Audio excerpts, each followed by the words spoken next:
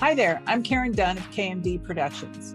From the equipment manufacturers to the engineers to the business people behind the scenes. Over the years, every member of the Pro Audio corner of the music industry have become family to me, and it's my job to bring the whole eclectic crew together. Each episode, I'll introduce you to one of these characters and open a window into my world of creating community in Pro Audio. Thanks for tuning in to One and Dunn. Today, we want to welcome producer, mixer, engineer, Morning Estrada. Hi, Morning. Thanks for doing this with me. Hey, Karen. How's it going? Good. Hey, tell me how you got your name. I love the name Morning. So, appreciate it. So it started with, it goes back to my father. My father, growing up, it was his nickname. His little sister gave that to him. Me and him are alike. We're not very early people. So it kind of, they used to say, morning, get up, morning, so that's kind of stuck with him as him growing up. And at the last second, I was supposed to be named Jonathan. And at the last second, my dad decided, while my mom was hopped up on, medication to throw that in there and be like, hey, let's name him Morning. So is Jonathan your middle name then? No, actually, it's Andrew. So it's Morning Andrew Estrada. And for the longest, I was going by Andrew a lot when I was growing up. Later on, once I became, I think when we were in high school is when I decided to use the full name, It's and ever since then, it's name. stuck. Now, how come you didn't become a musician? Because it seems like a perfect musician name. I feel like it grew on me. Like, it wasn't something that I was in the beginning. Obviously, like, kids are very mean, so there was a lot of like name calling and stuff like that when I was a kid. So I kind of like all my mom's side of my family calls me Andrew, just because of that. And then as like I said, now after high school and when I got into the engineering stuff, it was like I would tell people my name and I would get reactions like how you would say it's such a beautiful name. It's different. Yeah. I've never heard that before, and it was something more of a wow, like I never thought of it in that light, it was a different perspective from what I grew up with the name. So it was something that it was, it always bring a smile, and a famous writer kind of inspired me with going full force with using my name was Pooh Bear. Mm-hmm. So I worked with Pooh Bear. He's a writer. He's Justin Bieber's writer. And when he comes into a room, he tells everyone happy birthday. And the thing behind it is he likes to see everyone smile when you say happy birthday to someone. The smile, the reaction you get from someone with using it, he said he loved to bring joy to everybody. So it was something that I was like, okay, when I tell someone good morning and it might be late afternoon or evening, they're always like, yeah, what do you mean good morning? It's always like a conversation starter. It's a smile. Right. It's a positive vibe that comes into the room, I feel like. Yeah, and it's a great way to break the ice if it's someone you don't really know very well. I would smile if you came in and said that at nighttime or, anytime during the day. It's just, right. I like that. I think, and then plus what we do, we meet new people every day. We're going to a session. We've never met anyone before sometimes. And it kind of helps, I think. I truly believe in that. It's beautiful. Yeah. So this is what I was going to ask you, but you saying that, how do you prepare when you are going to a session and there are a bunch of people you don't know and people you haven't worked with before? How do you get mentally prepared for that? I think now I'm definitely a lot more prepared. In the beginning, it was more of a, I'm going into it. Hopefully something great happens. I think now it's just more of a, I'm coming to come do a job. I'm definitely interested in whoever the artist is and making them feel the most comfortable as possible because like you just said, we're just meeting for the first time and we're supposed to write a song together. We're supposed to come up with the production right there on the spot, So I think it's very beautiful to have a conversation with whoever we're working with. The first hour or two is how's your day going? What are you about? What is your vision? How are you feeling? How's the week been going? I think that's super important. So if you're doing songwriting with someone and you haven't met them, can you establish a connect? Because I would assume you'd have to be connected on some level with someone to be able to write a meaningful song, right? So is it just through talking? You just dated, just talk about like regular day stuff and try to get to know them quickly? I think it's day, like what are you going through at the moment? It can even be as simple as like maybe me even talking about my day, me talking Uh-huh. about what I'm going through, or I just saw my favorite cartoon SpongeBob on TV before I came here. I love You know, SpongeBob. I love him too. So and I think when you're starting to relay a couple things about yourself as well, it lets the other person go, hey, I like that too, or no, Mm-hmm. I'm not into that, but I like this, and it Uh-huh. starts a conversation, and it starts the back and forth dialogue, right? Where you Right. start to, okay, they like to write about stuff like this, or they like stuff, they like food, Right. whatever the connection, or like how we both, I golf, so it's like we have to figure out a way to start the conversation, so anything can start the conversation, Right. really. Yeah. When you do a collaboration like that, does the other person usually have an idea of what they want to write specifically, whether it's a tone or some of the lyrics? I mean, what happens when you first meet and you get past that initial point of the bonding part and you're ready to start writing? Who comes up with everything? So usually it starts with, I work a lot with a producer named DJ Camper. Mm-hmm. So Camper's an R&B producer, and usually what the way it starts is, so once we've all talked, discussed, usually a joint is being passed around here and there. But once that happens, then it's like, okay, well, let's start playing. Either Camper's a very great piano player, so he's chords, so he'll Mm-hmm. either play some chords, or even playing something that he's already started on, something, just maybe just a melody idea. And once we find that, once we find where we're feeling like, okay, this is the mood we want to portray, or this is the vibe we're looking for, then it usually starts into like melodies, the singer, Mm-hmm. or we start coming up with, ideas of what the concept could be on this type. How does this make us feel? Uh-huh. Because that's what music does. What is the emotion we're trying to Right. portray? And that can change depending on the hour or the day or the week, right? Just depending on how you're feeling when you're writing and putting Yeah. it together. Yeah, because you can make something happy and be like, okay, well, this is not what we're trying to do now. We can save that and be like, okay, let's make something else, and continue Right. on, and finding the Interesting. right for what that mood is for the day. Right. What do you enjoy the most about these songwriting collaborations?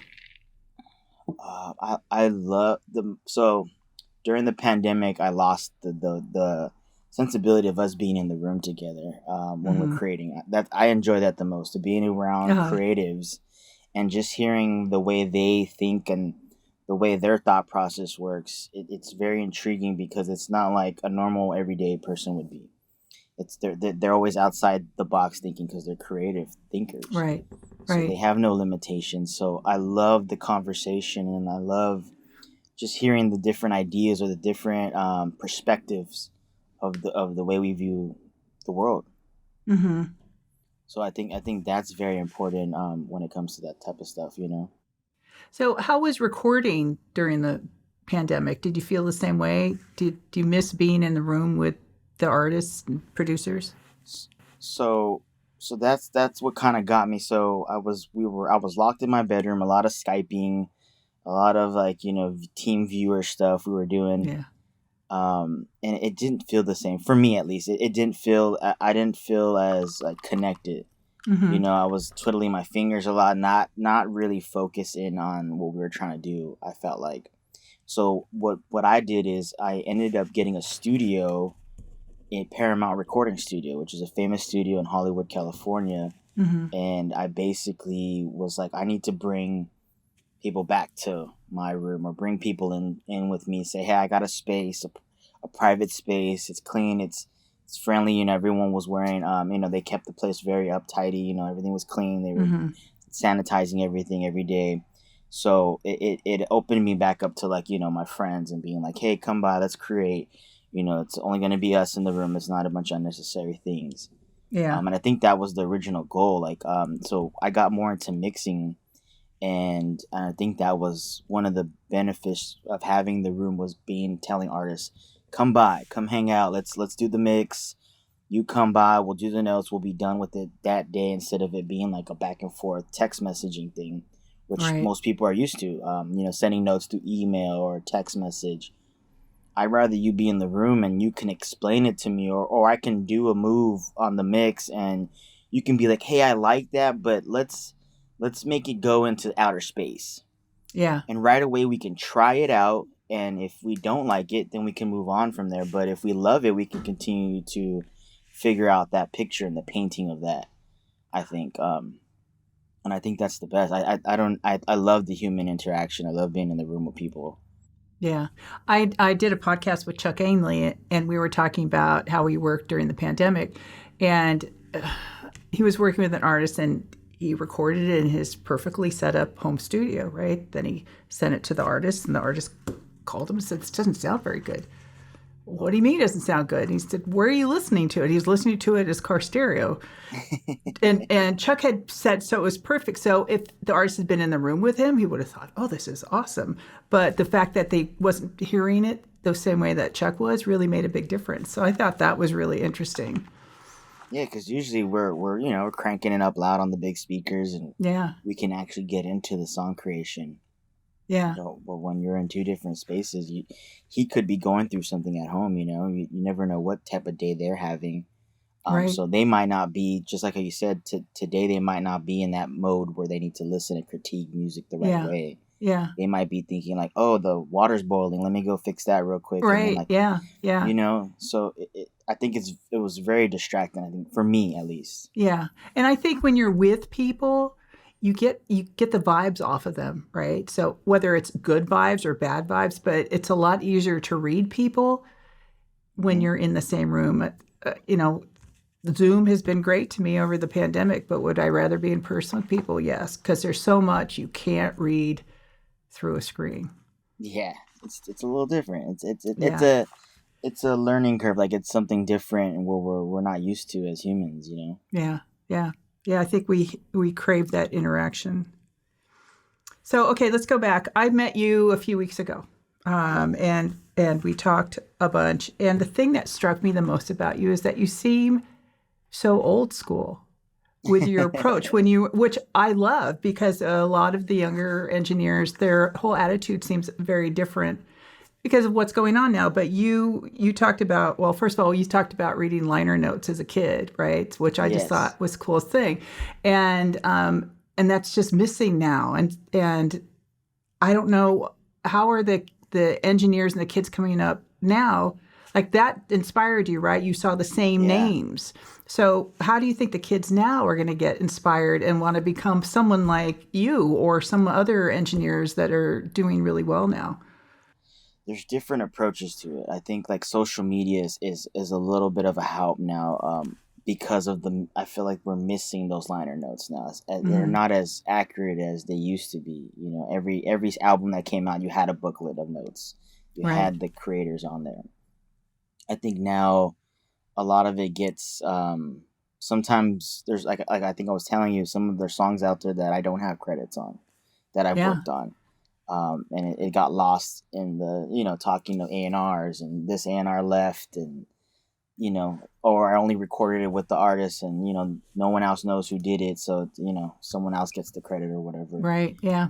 But I think us promoting ourselves and having our social medias updated, our playlists of different things where people can tap into so they can see our work. I know for myself, I lack on that. I don't do a lot of that, but I need to, because just talking to you about it, it's very important for people to know about these things, because Mm-hmm. even if yes, it's to inspire the youth, but also like if a young artist goes, hey, I want to work with Morning, how do they get in contact? Well, how do they know Right. that what I Right. did, or so I think it's important for us as engineers. We don't like to talk so much about ourselves and be like, hey, I did this, I did that. Yeah. But I think it's very important that we do that stuff, because it lets people know what we were a part of, what we contributed to some of these Right. great records that are out there. Yeah. Because I've talked to a bunch of engineers and mastering engineers too. I said, well, how did people find you? Well, they saw my name on this album and they liked the sound, so they contacted me. Yeah. So it sounds like social media now should be an important part of It's huge. engineers, producers, all that, because you need people to know what you're working on. Of course, yes. Yeah. I think the way so I work with very closely with the mastering engineer that I built a relationship with, Mike Tucci, amazing Uh-huh. guy. He's from New York, a little bit older than me, but man, he's got great ears, and the stuff that I listen to, that he came like you said, he some songs came out. I was like, hey, that sounded really good. Who was a part of it? So I did my own research Mm-hmm. and found out he was the mastering engineer behind it. And I reached out because of social media. I was able to DM him, hey man, loved your work on. He did Slime and B for Young Thug and Chris Brown's project during Uh-huh. the pandemic, and it was sounded great. And I was like, hey, can I send you a record you can test out and see what? And he was very open to it, very easy to communicate with.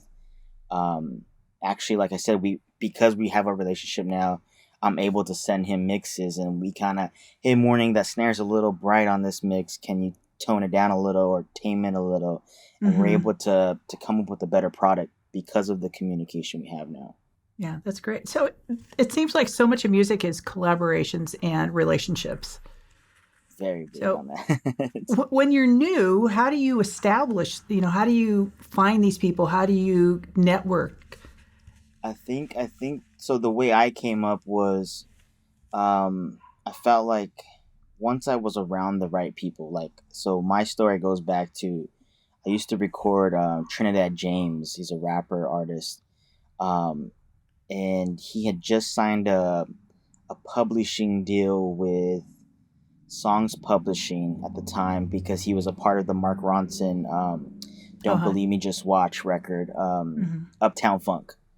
So Mm-hmm. he was a co-writer on that record, because they used his "Don't Believe Me, Just Watch" line, and I got to introduce to a couple publishers, A&Rs basically, and he brought me around as his engineer, and I was able to obviously do my job for the day as being an engineer, recording engineer, but I was able to problem solve on my feet, and they were all in the room watching me. And right away, as soon as the session was over, it was like, hey man, we loved your work. We saw you handled some stuff that that normally doesn't happen in sessions. You fixed it Mm-hmm. right away with no problems. Can we get your number? And it started off as, okay, well, yeah, you can call me for work. I'm a freelance engineer. And it slowly became, I would come into a session, get the job done, get what I need to get finished.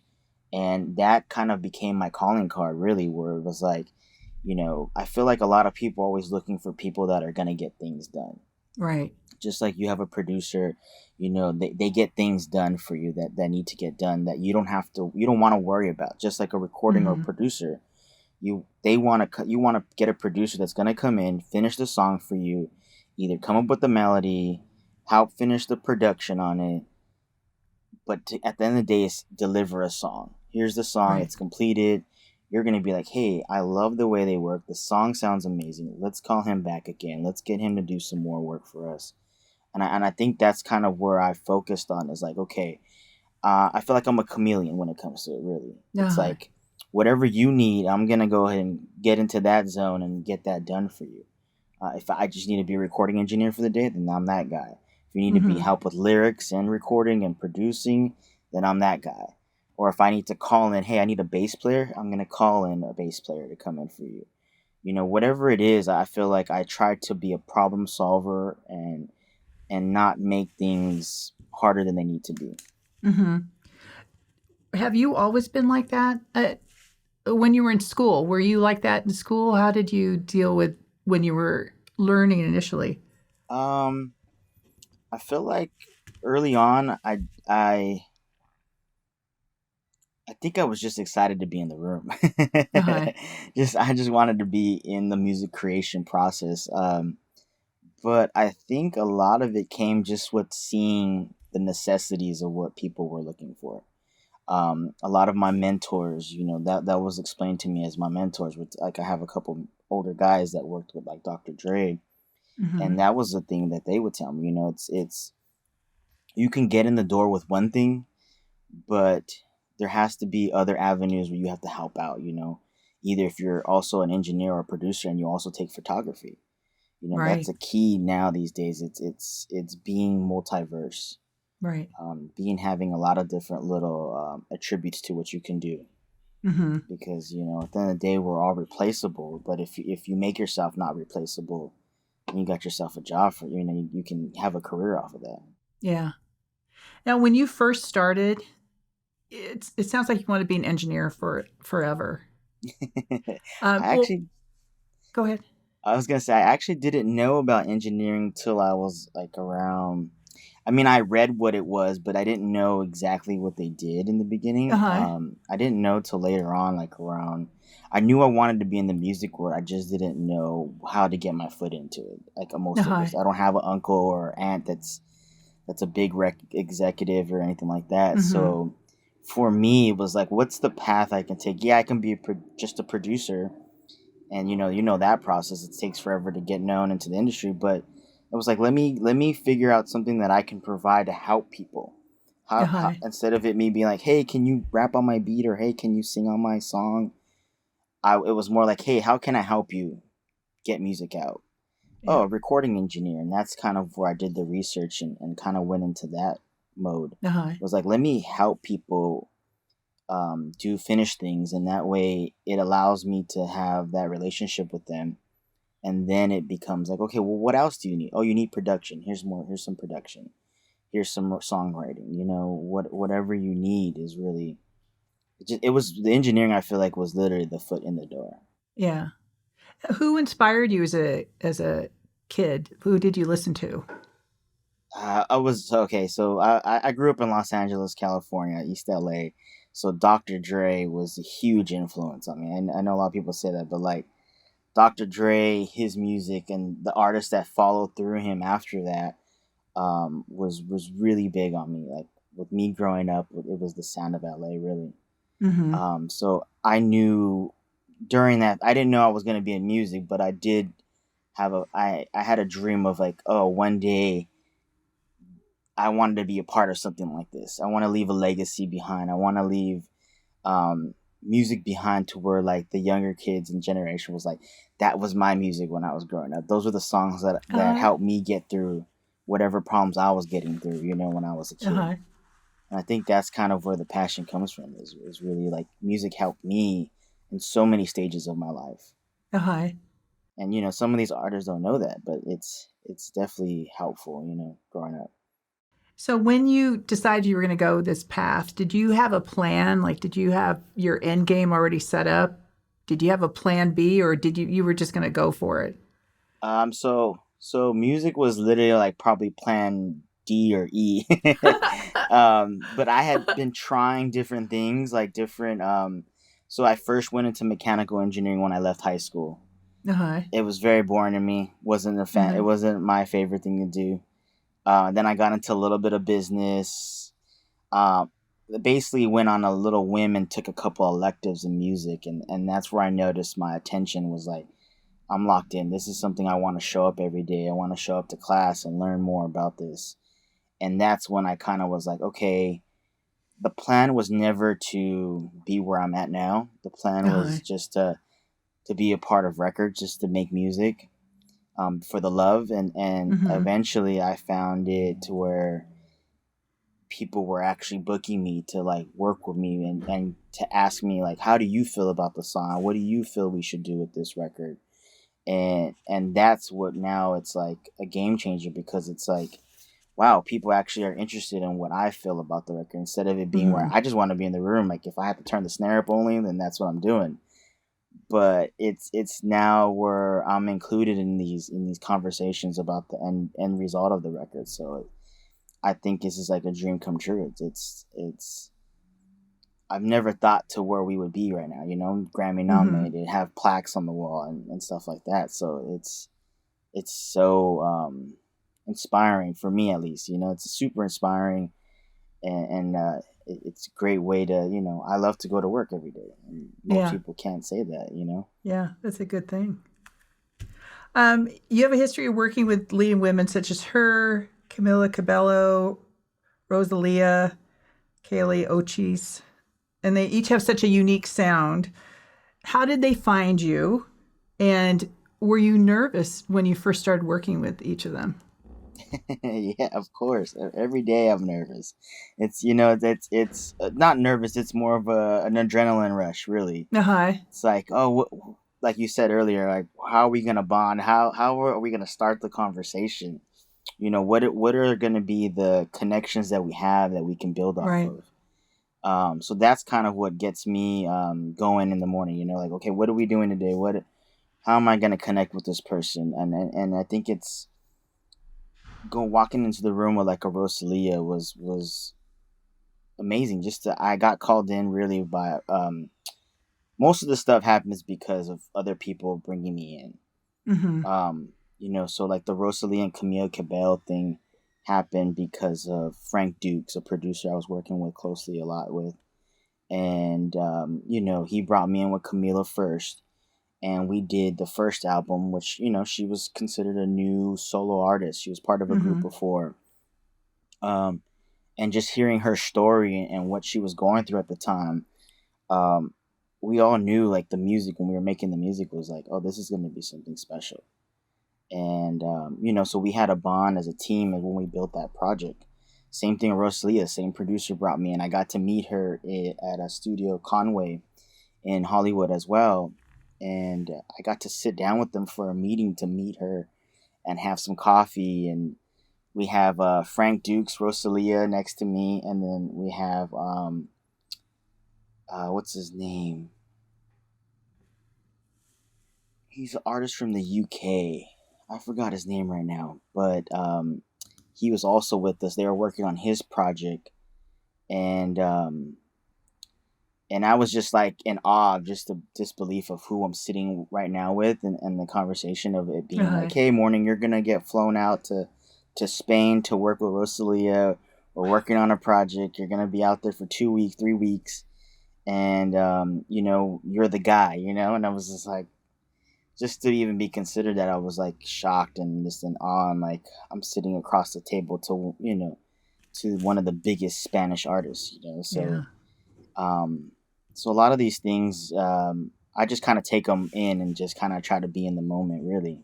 It really sounds like it, and I've talked about this a lot with different engineers and producers. You need the skill level, but you also have to be a good hang. So you Definitely. have to get along with people. So because so much of it is word of mouth. If you're not fun to hang out with, you're not going to be called back, right? Even if you have the Yeah. skills. Yeah. There's plenty. And I think I've sat down with engineers that don't have that skill, where they can be Mm-hmm. the most talented engineer, and they're gonna get work, but it's a little bit hard to be in the room with more artists and producers if you're not a good hang. If you Yeah. don't learn how to, like, okay, this is not my time to talk. Let them do their thing. Uh-huh. Not knowing that sensibility of being with someone else in the room, it can be detrimental to you. It could be detrimental to Right. your career, really. Where it's not a great thing. Right. So I think that's super important, of just having that social skill. Yeah.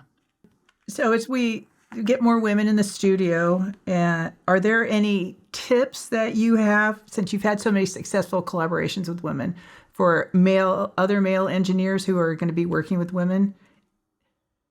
I mean, the tip is really, same goes with any artist, but for female, you have to be respectful as well as make them feel comfortable. It's a different thing with all males in the room. With the female, she's a queen. You have to respect that. It's not the same as if it's my buddy in the room, a guy. So at the end of the day, they have to feel vulnerable. In order for a woman to feel vulnerable around you, you have to have them to feel the most comfortable. Right. So if it's me, hey, the AC is too cold for you, I got you. Whatever. If you need some tea, I got it. Or you want to put on some scented candles in the room. It's a little different approach when it comes to a female. You want a female to be at the most comfortable point, because she needs to be vulnerable if that's what the song calls for. Right. And you'll probably get the best out of them if they're comfortable in the situation, right? Exactly, because if she doesn't feel comfortable, then the song's probably not going to get finished that day, or the Right. song won't happen. Yeah. They're Yeah. going to call someone else in, because it Yeah. has to be right. The mood, the vibe has to be right. Yeah. It's easy for some people to view an engineer mixer as service provider. Do you agree with that, or do you think it's more than just providing a service? Do you view yourself more as a collaborator or a Oh, creator? yes. So I do feel more. Um, yes, I still look at it both. So I look at it. Yes, it's a service thing, but I'm also. I think from what I bring to the table and the team I work with I'm Mm-hmm. more a collaborative thing now at this point. Early on in my career, yes, it was more of a service thing. They come to me and I get the song mix, whatever. Here it is. Here's the final product.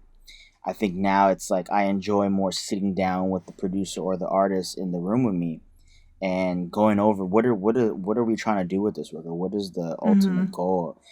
Before I took the approach of it just being like, okay, mix the song, here you go, it's done, and that's it. But I'm trying to make a moment out of the mixing process or the whatever stage we're at for the song. Because when it's more memorable for you, you're gonna remember that we had a moment, we created this song together, and you're gonna be like, hey, let's bring Morning back in, or let's do that again. Right. It Yeah. was a great feeling. I feel comfortable. I was able to express myself and not feel like the engineer's gonna be like, no, that idea is not gonna work. Mm-hmm. I'm never that person. I want to try everything if I can. Uh-huh. Any idea we can come up with, and that's why I enjoy, like I was saying, back to what we were saying earlier, just us being in the room together. It's easier to do that. It's easier for us to try more things and be like, okay, that didn't work, but let's go this route now, and Right. we can pivot and move around and do things, and you know what I mean, and not feel like, oh, it's gonna take long for Morning to send that new mix back to us. It's like we're trying it right here in real time. Yeah. With your travel, has that changed your perspective at all about how you record or mix or what you're like? Is it in the studio? Has it brought any other perspectives in? Yes, so I think early on I was a very technical engineer, but Mm-hmm. since all the traveling and the moving around, you don't get same studio set up every day. We could be recording in a hotel room, we can be Right. recording in the venue in the green room, we can be recording on the tour bus. Mm-hmm. There's different ways we're recording. Um, I had to learn how to just go with the flow, really, because my engineer brain was like, we're not recording an acoustically perfect room, it's not gonna sound great.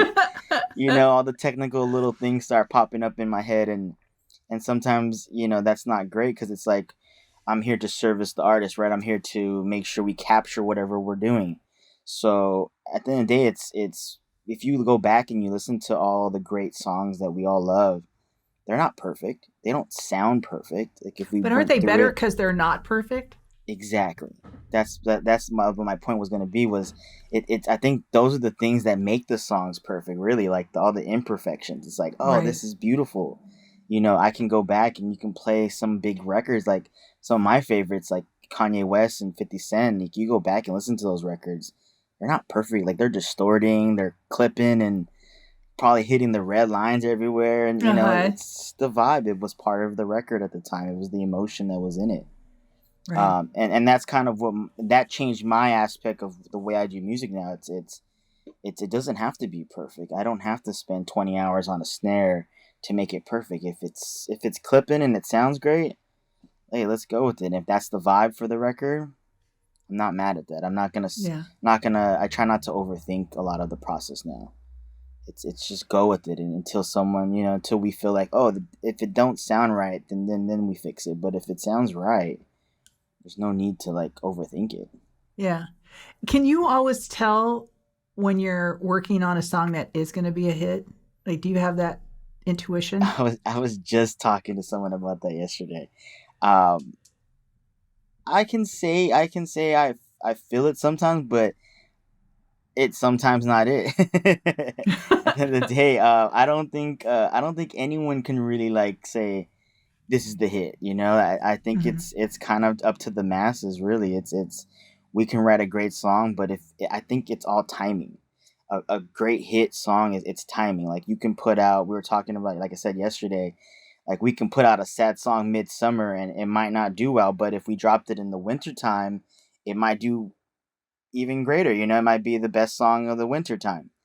But I think it's timing, because a lot of these records that come out where we fall in love with, it was for that moment in time. It was like Right. perfectly lined up. The either whatever that artist was doing, it lined up with what the song was about and what he's going through in their life. All these things. It's until you hear about songs. I mean, it's happened to me where we write a song and it doesn't come out for 2 more years. Right. Yeah. So I think it's all about timing. It's presenting it the right way, so that the way the fans can digest it correctly. Hmm. So I think it's a lot of that going on and stuff like that. Since you wear so many hats in the studio, is there a typical day for you? No, and I love it. Nah, a typical day um is me going to the studio, right? It's me showing up to work. Uh-huh. Me showing up with the open mind of being like, okay, well, whatever happens today is where guide me the correct path, right? God, please provide the right path for me to follow.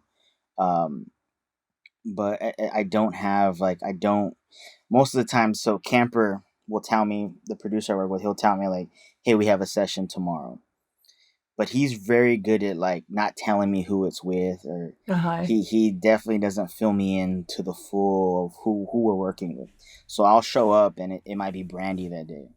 And he'll Uh-huh. be like, "Oh wow, so I don't mentally, not that I don't mentally prepare, but I also don't overthink what's about to happen. I kind of go into it like, okay, I'm showing up to work and we're gonna do what we do every day. We're gonna make music and have fun doing it. So Okay. I It doesn't bother you that you don't, it would make me absolutely nuts if I didn't know who I was going to go work with. no, in the beginning it bothered me a little bit, but then after I realized what he was doing on purpose, because he was doing it to where like it's so much funner when you walk into a room and you're like, oh, Beyonce is right there, like what, I didn't plan that, like Uh-huh. there's no expectation, Yeah. because sometimes what happens too is like things get canceled and things get moved, so I think that helps with the whole me showing up to work to write, because we're here to do us. We're not gonna Mm-hmm. come in here and be like, okay, we have to make a Beyonce record with Beyonce. Right. It's Right. We're here to do what we always do. And I think it's like when we're in with an artist, it's almost like a show. It's like we're providing a show. So it's like Camper locks in. I'm recording Camper. He's making the beat. I'm adding stuff on there, and then we start. We as we move through the song, the vocal gets put on there. Now we're adding effects. Now we're doing drops to the vocals. We're nudging stuff in place. And I think it's a whole performance, really, because that's what we do with every session. We kind of like go in and it's like, okay, well, what do you need? Okay, let's start there and start moving around. Oh, it's a Mm-hmm. song that you have already. Let's edit that song. Let's work on that. And I think that's kind of what we practice for. All the sessions we do is like practice for the next one. Uh-huh. It gets us ready, so when we walk into any room, you're gonna get the same quality every time. Do you try to create a unique sound for each artist? Is there Yes. anything does anything ever carry over from one person to the next? I think with every artist I learn something new. Like I don't think there's been a session that I have where I don't learn something. So it's either I need to tighten up on a skill, or it's like trying to think, like certain things will happen during a session, and say like I throw a plug-in on something and it does something and the artist loved it, but I did it by mistake. Uh-huh. Now I know, okay, and they loved it, and I can be like, well, if she loved it, if say Brandy loved me when I did that, let me try that with another artist. Let me try that and make that part of one of my tools that I use, right? Mm-hmm. Um, there's a couple things that people told me about. How an engineer told me about like Lou Bell. So what he would do with an artist is, say if it's hard to hit the pockets, like the melody, it's like harder, the timing of it. What he does is he'll slow down the record a little bit, just so Uh-huh. that way when they record it, the artist can hit the pockets a little bit better. And then once you're done, you can speed it back up. And sorry, I left out the most important part of that. So he'll have the artist cut it in the regular time that it is a couple Uh-huh. times, so that he has these extra clips. Then he'll slow it down, and then have them cut it correctly, and then we speed it back up, and then we'll take the vibrato sections from the original Oh, timing wow. and Uh-huh. put those into the right, so it all matches up and doesn't Oh, sound like it was interesting. sped up.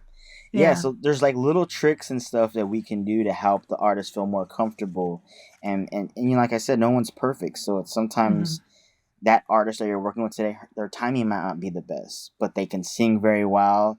You know, so a little nudging happens here and there, you know, stuff like that, or me Yeah. doing that trick where we slow it down to Uh-huh. help them a little bit more. It's and that makes the artist feel more comfortable. You're like, oh, they're here for me. They're here to make me be the best that I can be. I'm not here Right. to tell them like, hey, you need to practice on your singing better. I'm not here to do that. You know, I'm here to help you get this job done. I'm here to help you in the best of my ability I can. Mm-hmm. So I think that's that's where we get a lot of these callbacks, because it's like, well, he made me feel comfortable. He helped me get the best performance out of me. Yeah. Yeah, that's really interesting. Okay, you've won a Latin Grammy for Rosalía's con Altura. Yeah, con Altura. Thank you. And you've gotten lots of certificates for your other nominations for the Grammys and Latin Grammys. It doesn't sound like when you first got into this that was even part of your radar. So how has it changed your life, and how has it changed your perspective on your career? It's the biggest thing that it left on me is be open to not the plan, right? I might have Mm-hmm. like a set idea of what's about to happen, but to be open and live in the moment of what could happen, or what's about to happen when stuff like that happens. When we were nominated, I literally didn't know how to feel. I Mm-hmm. was nominated for, like I said, the Latin Grammy. Even recently with the American Grammys with H.E.R. I worked on one song on the album, and they changed the way things work now with the Grammys, where like if you're a part of, which is, I think was a great thing, if you're a part of, I think it's record album of the year, if Mm-hmm. you've done one piece of the song, you're credited on the album, you are entitled to a trophy. Before it was like you have to have 33% done. Right. Yeah. So even if, let's just say, Karen, you worked on the biggest record on the top album, but because it's only one record you did, you were not entitled to have a trophy if you won album of the year, because of the percentage of the album you didn't work on. Right. So now they changed that rule. So if I worked on one record, I am, as long as I'm credited on the album, I am entitled, because it's a collaboration thing anyways at the end of the day. So I think Right. it made us more united when they did that, with the Grammys, because now, this past Grammys, I was on the actual pamphlet of the program. So it was Oh, Record of the wow, that's Year for great. H.E.R. Yeah, my name was Uh-huh. on there. And, you know, like I said, most engineers don't get that luxury, because, you know, we don't usually work on a full album sometimes. You know, it's Right. mixtures of different people working on the album. So I think that was a very special moment for myself, because it showed me like, yo, you know, this kid from East LA is on the pamphlet on the front page of the That's Grammys, very you know? cool. Yeah. So I think that is, so for me, it's at this stage of my career, it's very inspiring for things like that still to keep happening. And me to not only that it justifies me, but it also makes me feel like, hey, my peers are acknowledging me, my peers are seeing this, and Yeah. and, and it's really great. You know, it's an amazing feeling to just be nominated and be a part of that process. You know, But something like that winning. legendary. Yeah, Winning. yeah, winning is even better. So, I've done a lot of events where we feature an engineer, producer, and the audience is mostly interested, which I think is fascinating, with when this engineer producer has failed. What have they failed in, and how did they overcome it? Because everybody fails, right? But if Yeah. you get a big name, you're thinking they probably never failed. But when you hear that they did and what they did to move on, people get inspired by that. So, what has been one of your biggest mistakes or failures, and how did you overcome it? Okay, so I think it was early on. One of my biggest things was in the beginning, musicality was a big thing for me. Mm-hmm. And when I mean music theory, really. So like I was working with like I said, I think I told you about him earlier. It was Pooh Bear. Yeah. So Pooh Bear is a great writer. It was a month long. They booked me for like a whole month. We were locked in, but there would be times. So Pooh Bear writes to, like I was saying, chords and stuff. So we'll be recording a guitar, and the guitar player would be playing forever. He'd just be playing, and they would just yell at me, "Morning, cut cut a loop. Let's load that up. Let's record to that."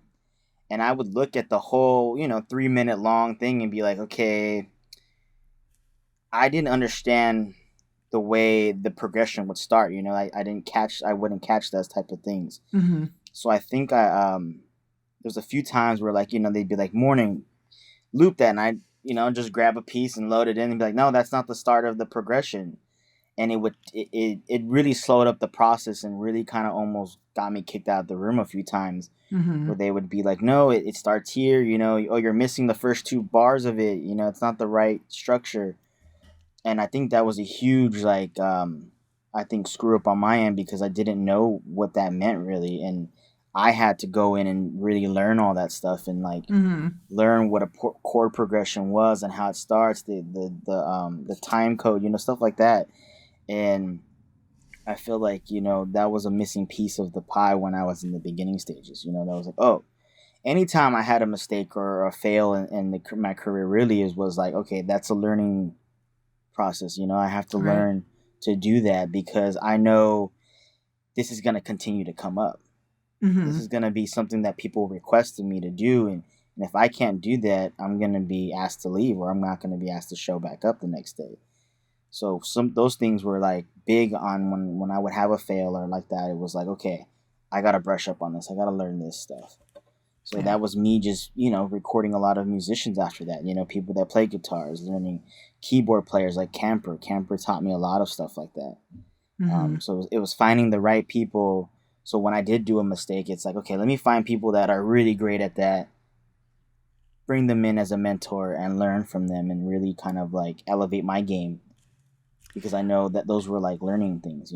But it takes a lot of guts to do that, right? To realize that you are lacking somewhere and to go get someone who's better and ask them to mentor you. I mean, a lot of people won't do that because they don't want to admit that they don't know, right? They want people to think that they know all of it. I'm super humble when it comes to that type of stuff. I think it was my dad. My dad's upbringing was always, if you need help, ask for it. Mm-hmm.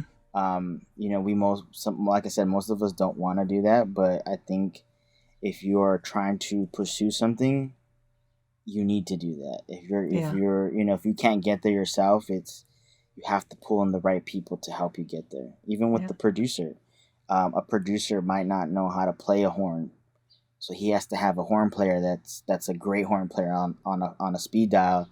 Hey, we need Mm-hmm. horns for this. He has to call them in. Right. And it's okay to not be the best at everything. It's I think learning this, seeing other musicians and other producers in the room. Like I said, I've been in the rooms where great records have happened, and I've seen some of these top tier producers and even other engineers work in front of me, and I've seen them turn around and be like, "Hey, can you melodyne this for me real quick?" Or, "Hey, I can't play the chords that well on this, but can you asking a piano player, come play this for me?" Mm-hmm. Or calling in a guitar player, "Hey, I need a rip on this." So just seeing that in front of me for these big records getting put together was like, okay, then who am I to not ask for help? Who am I to not be like, "Hey, I'm not the best at that. Can someone help me with this?" Right. And I think that's super key. Yeah, I agree. How do people find you now? Do you think it's mostly referrals or recommendations from people that you've worked with in the past, or how do you think? I feel like at this point right now, I'm very. It's a lot of referral based, but it also has to line up with what I'm doing. Mm-hmm. I feel like my approach now is like, it's no longer the necessity to be like, I need to. My first goal was like, I want to work with everybody. Yeah. Hi.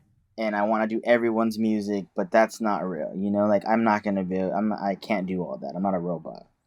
Right. So my focus is now is being I want to work with artists that align with what I'm thinking and how I feel about music, or if they don't feel the same, there has to be some kind of like I have to feel inspired by how they feel, their perspective then. Mm-hmm. Or if they see it differently, okay, I want to be inspired by this. This inspires me. I want to learn more about how you see things. Uh-huh. So I think I think that's huge on it. So like us having a conversation, like anytime someone, I know social media is so easy for us to contact each other. So now when people reach out to me to work with me, I like to, if you can't have a conversation with me and explain to me what you're looking for, or even just us as people, hey, how you doing? How's it going? You know, like I'm inspired by you. I want to work with you on all that. But if we can't do that, then maybe we shouldn't be in the room together. Like if we can't Mm-hmm. hang together, why are we doing? You know what I mean? Like music is Right. so personal and so emotional. We have to both feel it. You know, we have to both Yeah. be in that mode to work together. Right. And you have to have that connection because you won't have a connection with everyone. And it doesn't mean Yeah, that they're bad or it's just people don't always connect. and that's a huge thing too that I learned in my career. It's like not everyone is gonna connect. Yeah. Not sometimes you'll have sessions where like okay, this wasn't something we all connected on today. Yeah. Yeah. It happens. We're humans. Yeah. Okay. If there's a student out there now who wants to get into the industry and wants to be you, what tips do you have for them to succeed? The tips would be don't be afraid to fail. That's Don't. a good tip. Yeah, I think it's one of the best because I feel like me coming up was very like I was scared to look bad. I was scared to try anything absurd because it's like, oh, they're gonna say this sucks and kick me out of the room, right? But I It's think that those, imposter syndrome. yes. So I think the best tip is just be you and be open to whatever anything that comes about that. Be Yeah. open to being your full self, and because when you're your full self, people will be able to connect with you on a real level, Mm-hmm. and they'll be able to be like, hey, this is Morning, do I like him or not? And if you do, then we're gonna work to you, we're gonna be friends, we're gonna build the relationship. But if it's no waste of time if we don't connect, and it's like, let's move Right. on, it didn't work, next person. Right. I Right. think that's huge because you don't want to get stuck with people that are not there for your best interests. That's how you get stuck in a job where you're like, oh, I'm here, but I'm not really here. Yeah. Especially for what we do as engineers, we're very constructive on our listening. We're listening to everything, so I think it's very important for us to be in the right rooms because we want to be surrounded by people that want us all to do well. Right. Yeah. Okay. Changing this a little bit. We're going to talk about work-life balance. I know that you play golf. Why golf? I don't understand. So you can tell me that. Golf is because golf is so long. It's like you're out there for hours. I don't get it, but I do throw a very good golf tournament. But I'm why there. I'm golf? gonna be there. Golf is Golf. it's like a single person game, but it's also a team game. So what do you like about it? And please don't go too long about this because that will get boring. I'll make it short. So it basically golf was something that I enjoyed doing prior to engineering. Uh-huh. Golf was something that I enjoyed because it was kind of more based on myself. Um, and it's kind of same thing as engineering. What you put into it is what you're gonna get out of it. Uh-huh. So the more practice, the more reps you're doing, the better you get. Um, and the reason why golf came back into my life now that where I'm at now, because I just started back up probably top of this year. Uh-huh. Um, I haven't really played in the last like 8 years, and it started up again because the balance, like we're saying, the work life balance. I was constantly being available, right, for everybody, labels, producers, writers, artists, but I never had time for myself. I never gave myself the time to enjoy what I love to do. Yes, I Mm-hmm. love engineering, but there also needs to be a balance between the two of it being like, okay, this is what I do for a living, and this is what I do to make myself happy. Yeah. And I feel like it was constantly like, okay, this is what I'm doing. I'm providing a service all the time. Now I have to provide something for myself. Yeah. So the golf, being outside, being in the sun, I think is the total opposite of what engineers really do. We're locked in a room, with no windows just most of the time. So I think that was huge for us to be, outside. Yeah. It's to get sun and stuff. Okay, so what kind of player are you? I played in sports. I played in competitive sports from 5th grade through college. And if I can't win, I don't want to play. So I don't golf because I won't even do miniature golf because I won't win. So Yeah, you're just competitive. I'm competitive too, though. I'm very competitive, and I think that's why I like golf because I've done it for so long. I kind of get it, and I'm pretty decent. I feel like I'm uh-huh, decent at least. Um, so I enjoy it because it's something that I feel like I'm good at. Just like uh-huh, engineering, I like doing it because I feel like I'm good at it. It's fun to me. It's very competitive on the course though. Especially when I'm like recently, I started playing with other engineers, like just like how uh-huh. your tournament is gonna be. I'm playing with other engineers, and it's kind of like we get a little competitive out there, and it's fun. It's good competition. Yeah, yeah. It's not like, oh, I need to beat him because I need to be better than him. It's more like, I'm gonna beat you on this hole because I'm better than you right now. Yeah, for me, I just want to win. I don't care. I just want to win. That's just the way I am. I feel that, but that's great though. That's good though. It's Yeah, great. Competition is great. yeah. It pushes us to be better. I think so. Yeah, and I don't think you have to compete against other people. I compete against myself all the time. I set goals for myself that aren't always reasonable. I'm a perfectionist, which never happens, but I'm striving all the time. But And that's golf too. That's yeah, that's golf. Like, you know what I mean? I'm trying to beat my last score too. I'm yeah, trying to be a perfect golfer, in some way, but it's not yeah, gonna happen. But it's, something we try to do. yeah. So I talk a lot about community. Every podcast, I talk about how much I love this pro audio community, and I truly do. Um, what does community mean to you? Whether it's family or the industry, or what do you think of when you think of community? So when I think of community, us engineers is being there for each other, really. For what I use my community for is like my brothers and sisters that are doing what I do. To able to, we're all going through the same thing. We're not an individual where this is only happening to me. I Right. feel like as a whole, we're able to talk to each other and be like, hey man, I just had this bad conversation with this label, and they don't want to do something that I want them to do. And it's like, well, yeah, that happened to me last month. But it's great to have those relationships with fellow engineers because we're able to guide each other. Like, hey, I did this for that situation. You should try that. Uh-huh. Just having those having that experience of sometimes what we went through, what we're going through, and they're able to give me, help me out through it. Help me Mm-hmm. mentally get through stuff. Because we all know this industry is very tough, and it's got a lot of things going on in the behind the scenes. But Yeah. we try to get through all that. So it's great to have friends that are also doing the same thing, and we're all going through the same little struggles here and there. But what I love is some of us are in the light right now, so it's great to have that shine. Like, oh, he made it through those problems or that issue and stuff like that. So it's really cool to see that and be around fellow people that are doing the same what I'm doing. Yeah. Okay, last question. I'm coming to visit you. Where are we Oh, going? What are we eating? What are we drinking? What are we talking about? And what kind of music are we listening to? what we're doing is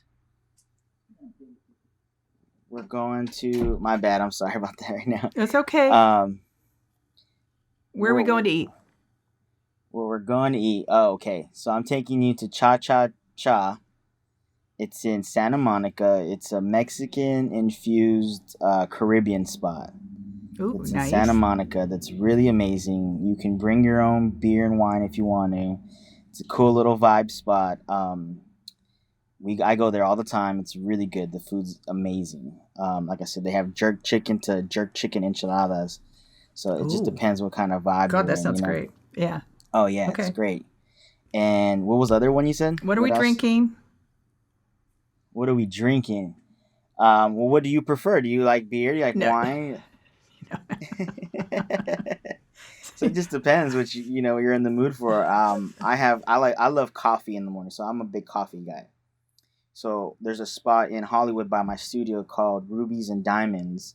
Uh-huh. They have a coconut.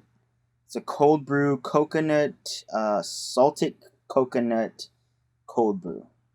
Oh, interesting. It's so. I know I'm not a big coconut fan. Yeah, me But neither. the way that brewed together and the way they do it, it's so good. That's definitely my go-to coffee spot in the morning when I'm going to work. Okay. What kind of music are we going to be listening to? Oh man, I'm a big reggae fan. I'm a huge cool. reggae. So Sublime is one of my favorite bands. I'm a huge Sublime fan. So that's kind of my taste outside of the studios. I don't work on that type of music so much. I think that's where I pull towards, like, stuff that I'm not working on, types of genres. Mm-hmm. I tend to listen to that more on when I'm not in the studio. Yeah, like in the studio, it's mostly R&B, hip hop, and stuff like that, and pop. So like anything outside of that is definitely my go-to when I'm outside the studio. Yeah. Okay. And what are we going to be talking about? I know you like gear. I'm just kidding. We're talking about gear. No, I'm just kidding. I mean, we're talking about golf. We're talking about, the day. We're talking about the sun, the beautiful LA weather. We definitely have to be outside if we're in LA, because LA has, the weather here. So it's definitely on those verges. I'm a big shoe guy. I love sneakers. So definitely taking to a couple sneaker spots. We're talking, talking about sneakers. Cool. Yeah. But yeah, I'm like definitely super open to a lot of things. I'm a good, fun person. I like to say, at least. Okay. Well, we're gonna have to do it. I'm in LA enough that we need to go do this. Yes. Okay. I'm gonna show you around. Okay. Cool. Well, that's it. Thank you so much, Morning. This has been a lot of fun. I've enjoyed getting to know you a little better. Thank you, Karen. I appreciate your time, as well as for Jules too, as well. Like, you guys are amazing. Like I said, what you do for the community is really great too, as well. You bring us all together. So just even you spending your time to do that is great and amazing. I appreciate that. Thank you. Thanks.